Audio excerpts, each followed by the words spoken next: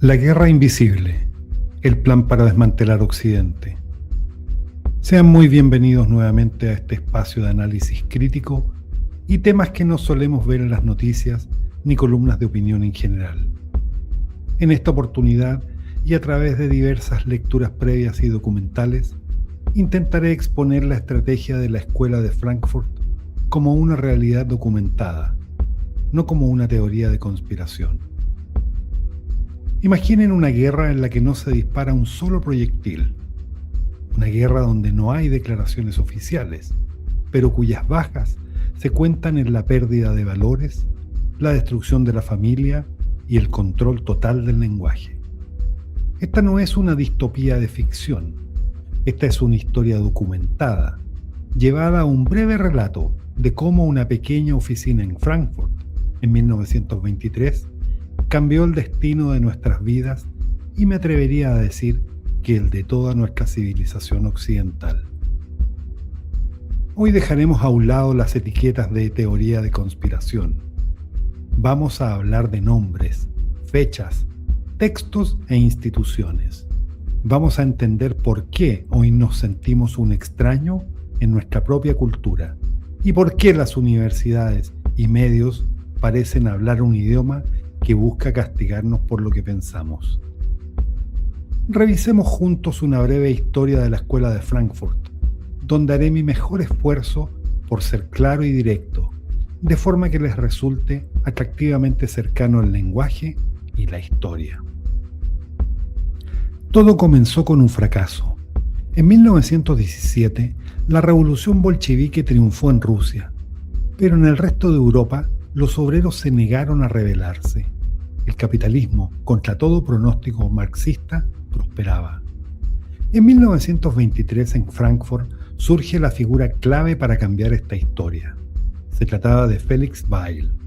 Weil no era un obrero, era el hijo de un millonario exportador de granos. Con esa inmensa fortuna, Weil decidió financiar la creación del Instituto para la Investigación Social. Aunque el nombre sonaba académico e inofensivo, su objetivo era explícitamente marxista. Se trataba de entender por qué la revolución había fallado en Occidente y con ello diseñar una nueva estrategia para lograrla. Fue gracias al mecenazgo de un millonario que el marxismo dejó de mirar a las fábricas para empezar a capturar nuestras mentes. La pregunta a resolver en ese contexto era fatal. Si Marx tenía razón, ¿por qué los obreros defendían el sistema que supuestamente los oprimía? La respuesta que encontraron cambió el mundo. El capitalismo no solo explota económicamente, domina culturalmente. Bajo el amparo del dinero de Weil, estos 6 intelectuales descubrieron que mientras existiera la familia tradicional, la moral cristiana, la fe en la razón y la educación clásica, la revolución nunca triunfaría. Así que decidieron que la solución no era tomar las fábricas, sino capturar la cultura. Les pido atención en recordar estos nombres para que posteriormente ustedes perseveren, profundicen en esta historia y conozcan más en detalle a los arquitectos de este arsenal ideológico. Este podcast solo pretende abrirles el apetito para que se sumerjan luego en el corazón del proceso destructivo llevado adelante contra Occidente. Por ahora les anticipo que se trata de intelectuales de la estatura de Max Horkheimer, Theodor Adorno, Herbert Marcuse, Erich Fromm, Wilhelm Reich y Walter Benjamin. Más de alguno de ellos fue abordado por nosotros en época de nuestra formación académica superior. Pero sigamos adelante. En 1933, con el ascenso de Hitler, estos pensadores marxistas huyeron a los Estados Unidos. Allá se refugiaron en el corazón del sistema que querían destruir. Me refiero a la Universidad de Columbia en Nueva York. Allá perfeccionaron su arma más letal, la teoría crítica.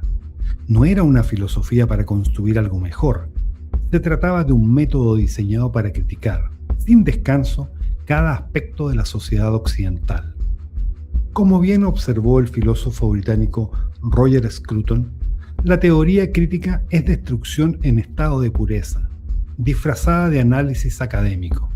Scruton fue conocido por ser la voz principal e intelectual del conservadurismo moderno y la defensa de la estética clásica.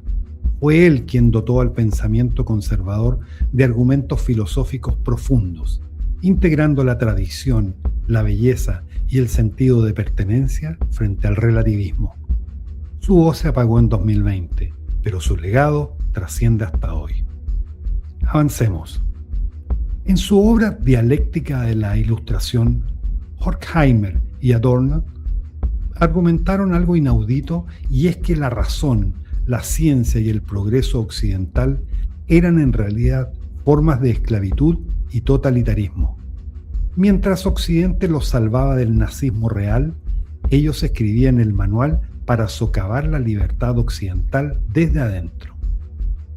Sin embargo, y con todo lo anterior, fue Herbert Marcuse quien llevó esto a las masas.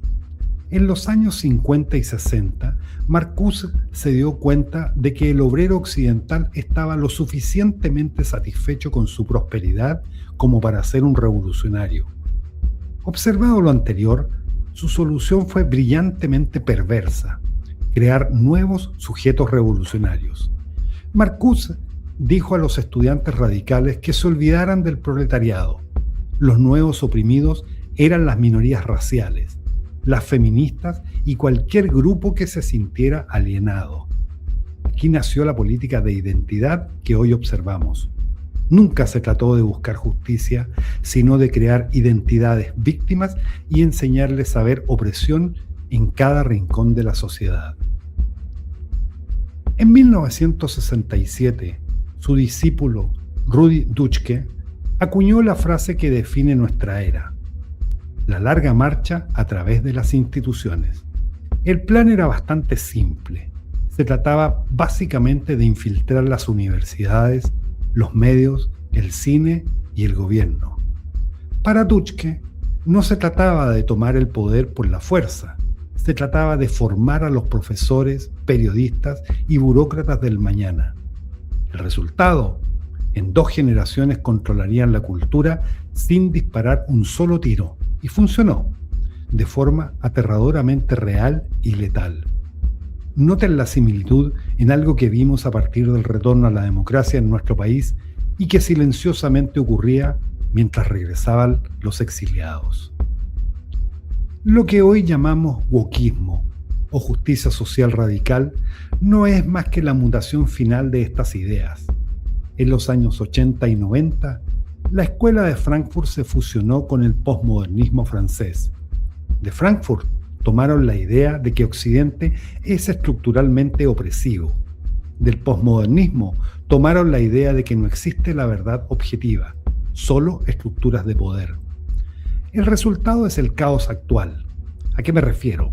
A la teoría crítica de la raza que busca dividirnos, a la ideología de género que niega la biología y al ataque frontal a la familia tradicional, que Wilhelm Reich llamó la célula del Estado fascista.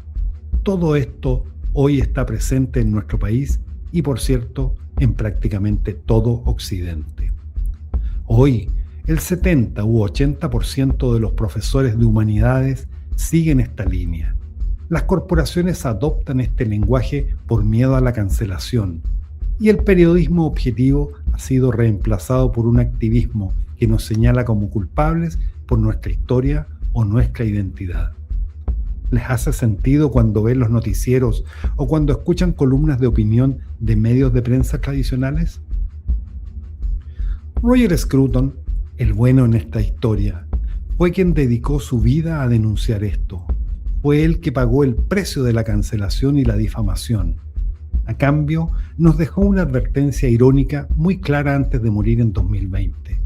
Esto es que los refugiados del totalitarismo crearon la ideología totalitaria más efectiva del siglo XXI. Demostraron que no se necesitan campos de concentración.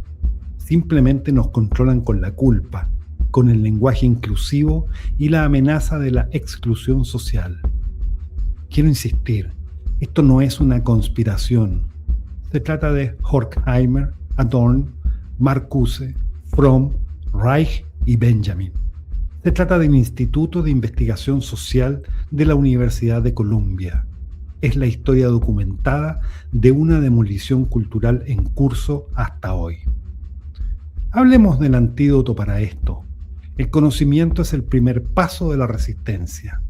Ahora que hemos identificado los nombres y la estrategia, la próxima vez que nos enfrentemos a una política de identidad absurda o un ataque a la razón, sabremos que no es casualidad. Se trata de un plan de 100 años que solo puede detenerse con la verdad y la valentía de defender nuestra civilización. La batalla cultural continúa y ahora, con algo más de conciencia, las armas las tenemos nosotros. Soy a paso firme.